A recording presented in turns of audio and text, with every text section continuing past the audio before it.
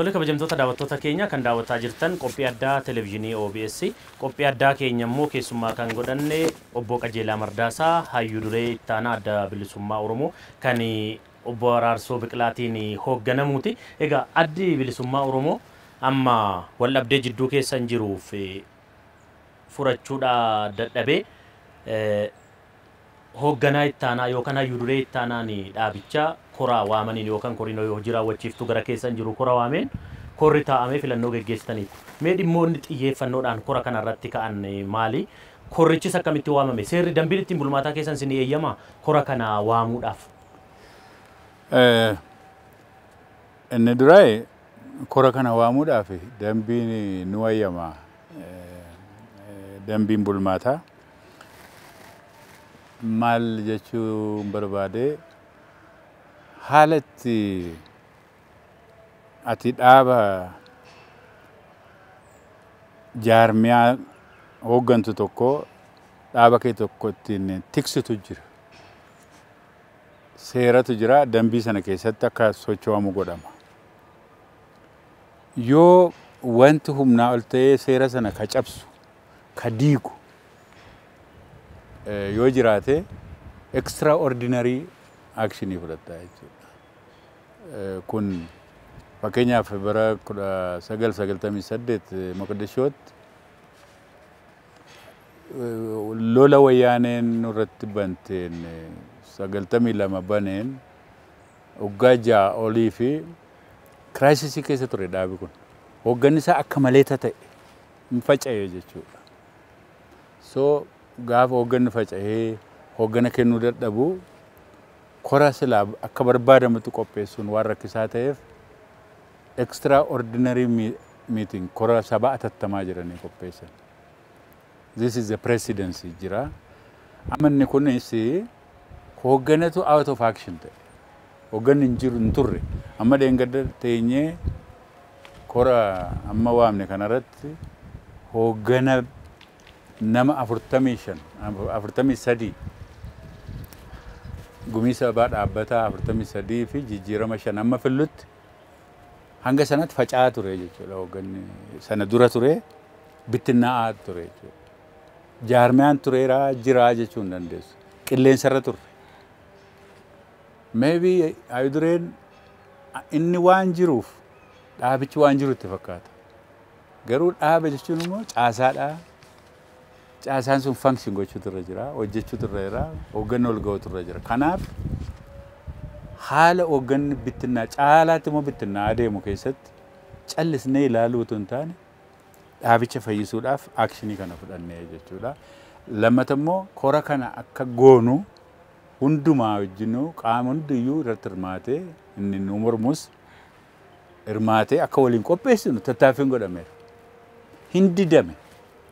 Hanga dhumaa deemame hin didame gaafa didamu so you have to do it. Kanatti deemnee jechuudha. Tarkaanfii inni fudhate waan murtii inni fudhatee fi waan inni irratti dubbate tokko gabaasaa waanuma kana keessa dabarre gabaasaan isaa dhiyaateera. Itti dabalee heera adda bilisummaa Oromoo ittiin bulmaataa sana irratti wayyoominni ta'eera. Wayyoomina ta'e keessaa tokko waan boordiin filannoo gaafatee jira. Jechuun seera biyya kanaa seera paartii act biyya kanaa jira. Kan dhiyoo ba'e jechuudha. Kan 2011 akka haaraatti labsii ba'e sana keessatti waan guutachuu qabnu guutadhaa jedhanii tarrisanii nuu kennan. Fakkeenyaaf akkaataa itti miseensa simannu fudhannu, akkaataa itti miseensa geggeessinu, akkaataa itti yoo dhabbiin tokko dhaaba keessatti dhalate akkaataa itti furatamu hin jiru. Isa kana fooyyessaa jedhanii akkaataa itti dhaaba simatanii miseensa fudhatanii hanga tokko ni qabdu garuu guutuu miti wayyeessaa jedhanii waan baay'ee gaafatanii jechuudha. Akkaataa itti nama filannoo biyyoolessaatiif kaadhiman paartii loo keessan keessatti hammachiisaa akka jiru qabxii baay'ee gara qabxii 10 ka ta'an nu xalayaadhaan nuu kennanii turanii isa kana baay'ee keenya keessatti galchine jechuudha. Akka silaa barbaadamutti. Fakkeenyaaf waa'ee faayinaansiis akkaataa itti maallaqi qabamu, akkaataa itti maallaqa odiitiif ta'u, qabeenyaan itti odiitiif ta'u hin jiru. Baay'iloo keenya jiraachuu qaba. Sirni bulchiinsa faayinaansii jiraachuutu irra jira. Kana fa'aa fooyyessinee itti galchinee kan biraa immoo ofuma keenya immoo waan fooyyessine qabna jechuudha. Waan fooyyessine keessaa tokko inni guddaan 2004 akka faranjiitti haayiduree fi itti aanaa haayiduree yeroo lama caalaa filamuu hin danda'an kan jedhu itti galchinee turre. Term limitii. Inni kun waggaa 13 moo 14 deemee kasilaa waan kun waggaa 2008 irratti yoo raawwachuun irra ture. Korri sabaa 2008tti yoo taa'e waan sana hojiirra oolcha. Ta'e jedhamee sababa adda addaa uumamee rakkoon uumamee dhaaba keessatti diigumsi ta'ee korri sabaa waggaa 13 booda taa'ee jechuudha. Kasilaa waggaa 4 hin taa'u. Waggaa 13 booda taa'u 2017 term limitiin kun haqame jechuudha. Isumaayyuu hanga sana turamee lafa dheeraa kana deemamee dhufamee achi gahamee akkuma Paul Kagame fa'aa Museveni fa'aa godhaa jiran kana nama haranii fidanii term limitii kana agarsiisanii of bulchiisanii jechuudha ammas deebisanii. Isa kana iddootti deebifne amma deengatti. Qabxii guddaan tokko kana booda namni tokko daangaa aangoo murteessaa. Daangaa murteessaa qaba. Kun sirna gadaa keessattis ni jira. Sirna addunyaa keessa illee ni jira. Keessaayyuu immoo waan aangootti rarra'uu dhaaba kana keessatti baratame kana hanqisuudhaaf inni gargaara jennee kana gooneerraa kan biraa qabsoo karaa nagaa silaayuu duree murteeffannee dhufne isa kana korri mirkaneesseera. Ammatti qabsoo hidhannoo geggeessuuf sagantaa hin qabnu karoora akkasii kan qabnee fi qabsoo karaa nagaa akka itti fufnu dhaabota Oromoo wajjin akka walii wajjin hojjennu dhimmoota adda addaa immoo dhimmoota dantaa Oromoo ilaalan fakkeenyaaf waan akka Finfinneen jira waan maalii jira isa kanarratti eenyu wajjin iyyuu negosheet akka hin goone waan keessa keenyattis heera keenya irrattis waan murteeffannee waan baay'ee jira. Egaa dhumarratti wanti ta'ee hooggana filachuu sanadha. Korri hojiin isaa inni guddaan tokko hooggana filata. Yeroo korri yeroo taa'u yeroo hundaayyuu hoogganni ni haara akka haaraatti filama. Kanaaf hoogganni amma filame kun hedduun isaa haaraadha. Almost 60% haaraadha jechuu dandeessa. Hoogganni amma filame gummii sabaatti filame achi keessaa immoo executive committeetti filame korri kun kana godhee ka'ee. Mee asirratti komiin jiru yeroo baay'ee amma korri dhaabaa yeroo taa'amu namootuma gameeyyii siyaasa keessa waggoota dheeraa turantu deebi'ee filatama. Amma kora miilan adda biyyatti galtanii lammaffaaf teessan kanarratti illee namootuma dhaaba kana keessatti umuriin jaaran namoota gurguddaatu filatame. Qeerroodhaan bakka buusuun hin danda'amu ture. Inni keessatti mul'achuun keenya waan beekamneef waan beekamnuuf mul'anna malee kan irra guddaan wayyabii ammayyuu namoota haaraadha hooggana kana keessatti kan filataman.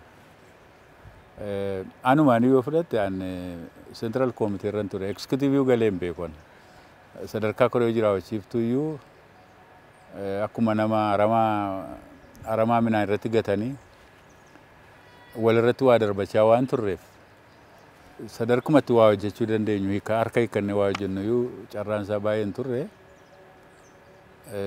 Akka keenya amma akka silaate akka turreetti erga biyya galee tarii namni fees miidiyaa irratti nu argee nu beekuu mala malee bakka turreetti hojii quubsaa hojjechaa hin turre hojii silaa nu madaalu wal madaalu hojjechaa hin turre. Maybe amma carraan isaa waa hojjechuu muuxannoo qabnu hanga tokkootiin waa hojjechuu fi namoota haaraa dhufan kana immoo dhaalchisuu hojii kana shaakalchiisuu ni gargaara laata jennee kee turre malee utuu nama overtake jiraatee akka silaa barbaadamutti smoothly geggeessu hunduma isaa gaditti dhiibne hundumtuu keessaa ba'ee fedhii keenya ture. Garuu warrummaan dargaggooti kunu hoggaa nuti waan kana dhiyeessaa turre nurratti dhiibu. Muuxannoodhaa jedhu bara dheeraaf irra akkas turtanii isin turra waan kana sichin nuti humna haaraadhaa dhuunfachuudhaaf yeroo nu fudhata jedhanii gara keenya irratti dhiibu. Barsiisuudhumaa fi gara yaa biriijii wayii immoo jiraachuus qaba dhugaadha. Callumattee amma namoota akkaadhumaa hojii jaarmiyaa hojii hoogganummaa irratti dhufee hin beekne hooggana keessallee galee shaakalee hin beekne tokko guutummaan namatti itti gadhiistee yoo baates maybe rakkoo fiduu danda'a. Haa ta'u garuu ofitti finneerra amma koree hojii raawwachiiftuu keessa namooti jiran nama koree hojii raawwachiiftuu keessa gale nama sadiirraa kan hafe jahaaraadha. Anaan dabalatee jechuudha. Koree hojii raawwachiiftuun nama 9 jaallaraarsoo fi jaaltoleeraa fi jaalatoomsaarraa kan hafe the rest of us haaraadha. Koree hojii raawwachiiftuu keessatti. Kanaafuu haaromsa dhaaba keetti illee miirri haaromsaa achuma keessaayyuu immoo namni 4 immoo tootaalee haaraadha. Nuti eeriyaama sanayyuu turre eeriyaama seentiraal koomitee maalii jedhamu gariin keenya nam lamaan tokko achi turre eeriyaa seentiraal koomitee keessa turre 4 immoo tootaalee miseensa keessaa dhufan. Dhalaan 2 immoo egzeekitiiv koomitee galte this yeroo jalqabaatiif akka kanatti sadarkaa koree hojii raawwachiiftuutti dubartoota 2 galuu jechuun kun jalqaba waan nama godhame kun springboard spring wannoodha ittiin gar tokkotti ce'uudhaaf malee kun gahaadhaa jennee miti qubsaa miti kora qubsaa goonee jennee miti maaliif jee tokko keessatti fiigichaan marxifannee fiigaa ture. Isa kana uummati keenyallee kan akka tole kanuma wajjiniin akka kaastanii otoo kaastanii gaariidha wanti hin jedhu amma miseensonni keessan hedduun ji'ootan 7-6 darbe kana keessatti gariin mana hidhaa jiru. Kaan immoo walitti bu'iinsa amma dhaaba keessatti uumameen gara hayyuu duree duraaniitti illee gareen citee jira. Kanaaf miseensota keessan jidduutti burjaajiin hin mul'ata alatti. Walitti dhufeenyi kana booda hooggansa keessan yookaan dhaaba kana jidduu fi warra gama jiruuf mana hidhaa jiru wajjiniin ta'uu kallattii keessanittu kanaaf. Keenya irraa ibsa maslaa mana ibsa baafne keessatti miseensota keenya mana hidhaa jiran hoogganoota badii malee hidhaman mootummaan ilaalcha gahaatti godhee ariitiidhaan akka hiikuu jennee gaafanne jechuudha. Kun ibsa irratti baafne. Qaamaanis yeroo hunda gaafanna nuti. Yeroo baay'ee nama nu hiikaa, nama nu jalaa hidhamee, nama hiikaa jedhanii waggaa gaafatan immoo dhaabi siyaasaa tokko wannoodhaan qofa ta'uu hin qabu jennee amanne jechuudha. Nama nu hiikaa jechaa warra hidhe sana immoo yoo abaarte itti naa jabeessaa jechuudha. Akka itti hubanna nuti. Maybe namoota hidhaman kana meeshaa siyaasaa godhachuu hin qabnu jenna nuti. Waa burjaajii uumnee waan adda addaa goonee namni mana hidhaatti nammee deebinee immoo waa'ee mana hidhaa nama mana hidhaa yeroo sana haasa'uu hojii godhachuu hin qabnu ka jennu. Tokkoffaa namni akka hin hidhamne eeggannoo gochuudha. Waan garagaraa naamusa keenya waan dhiibee dhufe immoo ofirraa falmachuudha. Edda hidhamee booda immoo seeraan gaafachuudha. Nama hidhame kana seeraan gaafachuudha. Isa kana seeraan qaamaan gaafachuudha. Qaamaan mootummaa kana qaamaan itti hidhannee gaafachuu qabna. Ulaasaa rurrukutuu qabna. Danqaa nuti ta'uu hin qabu jennee barreen gaddaa murteeffanne ka jennu isa sanadha. Burjaajii miseensota gidduu jiru kana ka burjaajii miseensota gidduu jiru namoo akkatti caaseffame qaba gaa. Jaarmiyaan kun waggaa 20 burjaajii keessa ture. Har'aa miti. Caasaan yeroo diriirfamu namni yeroo ramadamu rikuriitii yeroo ta'u akkatti rikuriitii ta'aa turetu sirrii miti. Akka inni itti amma namni nama jala fiiguun nama jala hiriiruun ka dhufe akkaataa nuti itti ijaarrataa turre.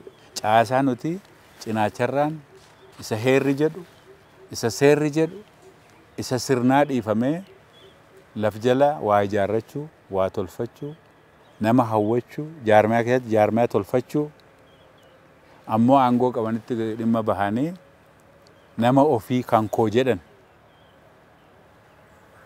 bakka gaafatamarra kakkaawwachuutu waan tureef gaafa amma wallabbiin kun dhufu warra akkasitti achirra kaa'amani bakkuma taa'an jiru. Bakkuma namichi isaan kaa'ee taa'anii jiru. Maaliif dantaadhaa walitti hidhata. Waan garii dantaadhaa walitti hidhata. Kaan immoo burjaajii keessa seenee jechuudha inni kaan.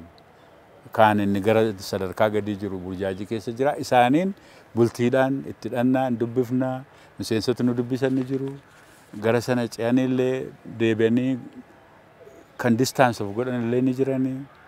Kan irraa fagaatanii dhaabatanii ilaalaa jiran ni jiranii. Kan ciruma isaa dhiisanii kutan ni jiru. Hireen keenya hidhaa, hireen keenya calma waa dhabneedhan. Piroomiisii sobaa, piroomiisii waadaa guutuu hin dandeenye biyyaa galuu, uummata galuudhaanii uummata yeroodhaaf hawwachuu hin danda'ama ta'a. Miseensoti keenya waamicha goonee turre yeroo darbee kottaa waajjiras kottaa. Wallabbiin jiru haydureedhaaf qaama hoogganaa hafe malee kabraa miti, eenyu wajjinuu miti. Jaallan nama mana hidhaa jiran kun gaafa hidhaman nu nagaa ma waliin turre. Waa tokko rakkoo otuma nagaan jirru fayyaa jirru nagaa jirru hidhaman kun wal sana booda dhalate. Amma nuuf isaan gidduu rakkoon hin jiru. Kasi gaddisiisu garuu mana hidhaa deemanii kan isiniisise isaanii. Isaaniin hawwachuudhaaf isaanti isiniisise sadarkaa jedhan fi jaallanne nuti umrii keenya guutuu warra kana jedhu immoo warra waa'ee dhaaba kanaa hin beekne hariiroo nuuf jaallan kana gidduu turee fi jirullee warra hin beeknetu deemee nuuf miseensa addaan kutuu nuuf uummata addaan fageessu kanatti jirama. Isa kana bultiidhumaan hojiidhumaan miseensa kana jaarmiyaa taane akka jaarmiyaatti gaafa sochoone hojiinuu isaan barbaada gaafa sana. Kanaaf balballi keessan banaadha. Dhaaba kana walitti qabuudha. Ayudureen borga nama dhufe ni fudhanna nuti. Ayudureen duraanii yoo borga nama dhufe itti fufuu danda'a. Waa takka rakkoo hin qabu.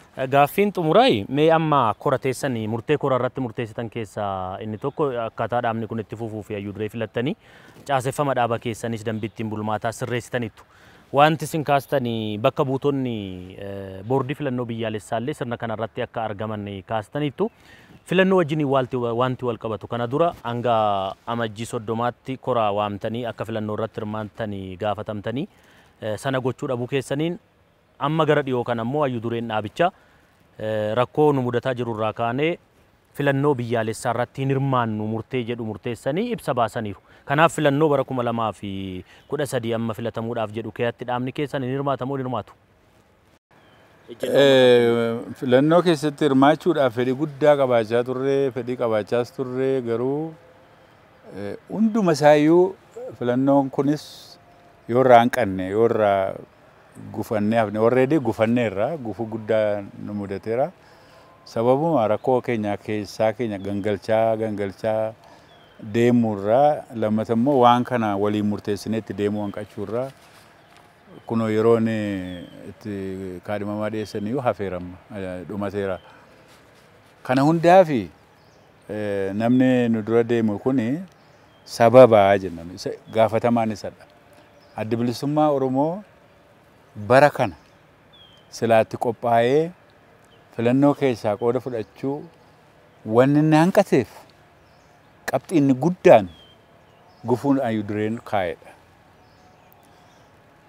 Mootummaan nama duraa hidheeraa waajjirooti garii cufamaniiru yoom kun hojii ji'a torba duruu ni ture inni gaafa duraayyuu numa ture nama hidhuun waajjirooti immoo meeqatu cufame mootummaan meeqa cufe nuti kiraa kaffalachuu dadhabnee immoo meeqatu akkamatti cufamee hafe. Kana yeroo laaltu otuu silaa caasaa jaarmiyaa keenyaa jabeeffachuu keessa keenya irratti hojjechuu irratti walii galteen hoogganaa tokkummaan hoogganaa jiraate waajjiroota keenya warra function godhuu dadhaban kana banachuu dandeenya turre. Miseensa kaadhimmachuu dandeenya turre. Ayudureen Adda Bilisummaa Oromoo duraanii kun garuu otuu caasaan tokko hin jiraatin otuu waa takka lafarra hin jiraatin mootummaa qilleensa irratti ijaaraa ture jechuudha. Akkasumatti isa filannoo malee mootummaa ijaara. Mootummaa ijaaruudhaaf waa hedduu nama barbaachisaa. Filannoo keessatti hirmaachuudhaaf waa hedduu nama barbaachisa. Filannoo keessatti hirmaachuudhaaf caasaan keenya function godhuutu irra jira, jiraachuutu irra jira. Hin jiru caasaan. Caasaa silaa diddiigame kan. Duraanuu hin turre by the way. Adda Bilisummaa Oromoo akkasumatti qilleensa irratti uummatatu deeggera malee gadi bu'ee caasaan neetwoorkiin qabalee irraa kaasee aanaa zoonii hanga Oromiyaa hanga biyyaatti wanti ijaarame hin jiru. This is sporadic namumatu doddoo jira malee caasaan hin jiru. Haala akkasii keessatti otuuma tokkummaan dhaabaayuu jiraate yoo caasaa hin qabaatin waan filannoodhaaf si barbaachisan eeriyaatti dorgomuu qabdu haala uummati sun itti jiru otuu hin beekin filannootti seenuun balaallee ni qaba. Garuu akka fedhe iyyuu yoo ta'e uummati Oromoo waan Adda Bilisummaa Oromoo fedhuuf halkan tokkotti ji'a tokkottuu hiriirsuu dandeenya ture. Kora kana haala ulfaataa keessatti ji'a tokko keessatti milkeessine jechuudha. Yoo waliin ta'uu hin jiraate, yoo hojjechuu hin jiraate kora kana keessatti silaanuma milkoofnaa ammas taanaan carraan dhiphaan tokko illee yoo jiraatte carraan sun darbuu hin qabdu Oromoo. Oromoon sagalee qabaachuutu irra jira. Sagaleen Adda Bilisummaa Oromoos baduu hin qabu. Filannoon kanaan booda yoo paarlaamaa keessa hin jiru ta'e Adda Bilisummaa Oromoo paarlaamentaariyaan paartii yoo ta'u baate duggumaallee hin argatu karaa paartiileedhaan wanta kennamullee gargaarsa illee hin argatu. Sagaleen isaa illee hin dhaga'amu. Sagaleen isaa miidiyaan illee akka har'aa kanaa akka warra paarlaamaa keessa jiru sanaa dhimma Adda Bilisummaa Oromoo kaasee waan dubbatu dhaba gaafa sana. Namni tokko paarlaamaa keessa yoo jiraate paartii tokko keessa nama Shaalaqaa Dimaasee jedhamu tokko yaadadha. Shaalaqaa Dimaaseen kun qophaasaa achi keessaa waan baay'ee haasa'a. Meeseejii baay'ee dabarsa namni sun. Miidiyaan biyyaa sana haasa'a, miidiyaan addunyaa sana haasa'a. Yoo namichi sun achi hin jiru ta'e garuu marcuma sanarra yoo hin jiraatin namni waa'ee isaa haasa'u hin jiru. Adda Bilisummaa Oromoo yoo achi keessa hin jiraanne irrelevanti ta'a laata. Maal bifa akkamiitiin itti fufuuf nama waggaa 3 waggaa 5 jechuun filannoon waggaa 5 booda dhufa. Gaafa sun jiraannaa nuti. Namni irra filamee biyya isaatiif waa hojjechuu barbaadu gaafa sana dulloomeeyyuu silaa biyya isaa utuu hin tajaajilin darbuu danda'a. So carraamti qaawwaan tokko yoo jiraate dhaaba kana sarvaayivalii dhaaba kanaatiif jiraachisuudhaaf leegal tiraakii irratti tiksinee dhaaba kana fuulduratti geessuudhaaf filannoo keessa galuun nu gargaara. Namni garii mootummaa sana leejitimaayis godhuudha maalidha nuti jaallannus jibbinus inni fudhatee matti fufa mootummaa. Tootaalii dhiisuufirraa hanga tokko irraa fudhattee bocoqattee itti fuftee immoo waan argattee yeroo biraa immoo itti deemuun nu gargaara jennee amannaa. Kanaaf sisteemuma ooldi ta'e duriitiin deemuun akkuma durii akka 82 baane 92 baane maal arganne gaafas. Kontroversiin jiru gaafa sana. Filannoo irraa ba'uun sirriidha sirrii miti ka jedhutu falamni ture jechuudha. Na yaadadha jaalladhi nafsee isaa amaaru lubbuu isaa amaaru as waajjira mooraa kana keessatti filannoo kana hir'inuma isaa wajjin yoo itti deemne ni injifannaa 60% ni mo'annaa jedha. Waa'ee jennaan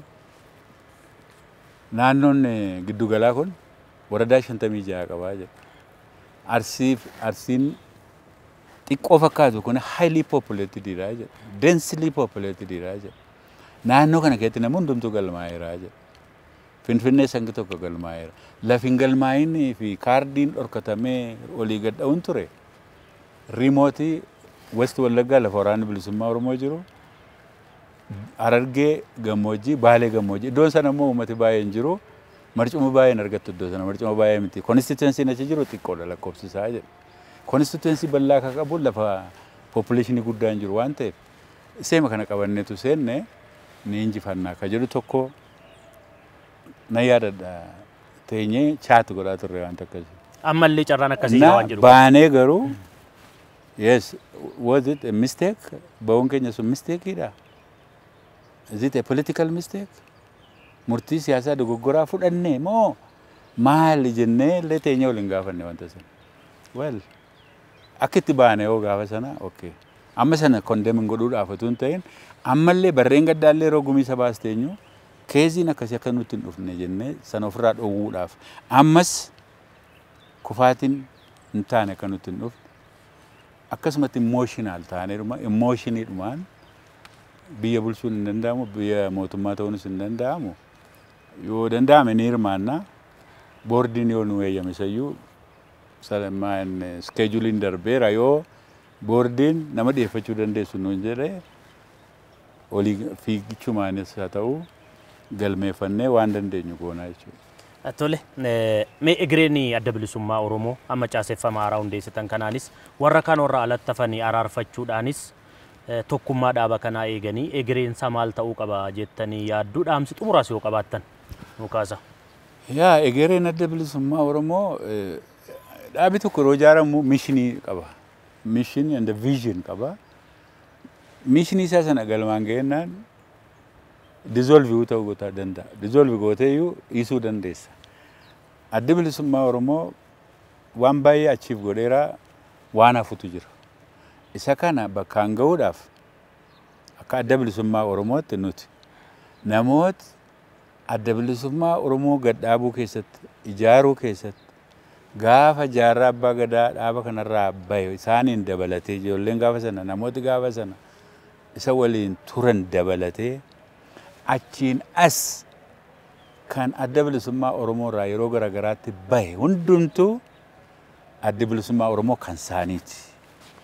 Warra itti miseensome, warra deeggere, warra yaadaan mararfate kan uummata bal'aati adda bilisummaa Oromoo. Keessaayyuu immoo miseensoti keenya gameeyyiin, buleeyyiin dirree dhiyaa keessa yeroo dheeraa lolaa turan sirnaan jaarmiyaadhaan ijaaramanii qabsaa'aa turan har'a kan lubbuun jiran garuu dhaaba kana keessaa dhiibamanii moggaarra ka jiran hoogganooti sadarkaa garaagaraarra ka jiran ka turan deebi'anii dhufanii dhaaba kana akka jabeessan barbaachisaa ta'e immoo tootaalii humnuma addaa tokko illee hin jibne itti dabarsinee keessaa gallee teenyu isa kana dhaammadhaa.